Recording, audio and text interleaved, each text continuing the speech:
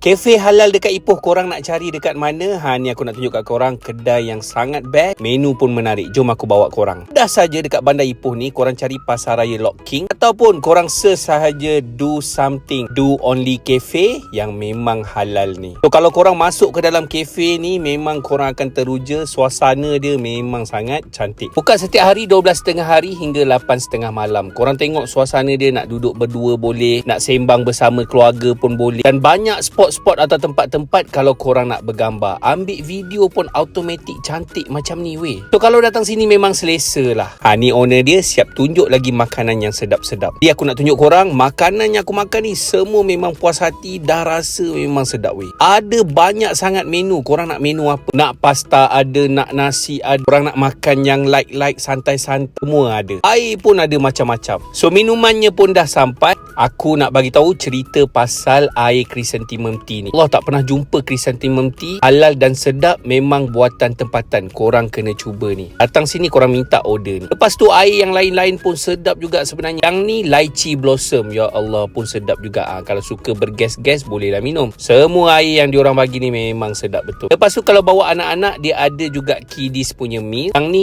Thai basil mint chicken, sedap juga, korang kena cuba. Lepas tu ada Korea gochujang pasta, sedap juga, kena makan weh. Memang dia punya pedas lemak sedap. Makan lamb sandwich, ni dia dekat sini, korang kena makan juga, memang sedap. Lepas tu yang suka makan shasuka, ni shasuka dia memang sedap juga kalau korang makan dekat sini. Dia punya cheese tu boleh tarik, memang sedap. Korang kena cuba makan kat sini. Habis je makan semua, jangan lupa korang punya dessert. Tak lupa juga kalau korang nak western food pun ada juga. Macam ni chicken chop dia pun sedap juga, korang boleh makan. Lepas tu dessert jangan lupa, ini dia matcha chocolate croffle ice cream, sedap juga. Korang kena cuba makan juga dekat sini. So jadi macam-macam menu boleh ada. Korang kena save video ni, tag kawan korang. Apa lagi, ajak diorang makan dekat kafe halal dekat Ipoh ni.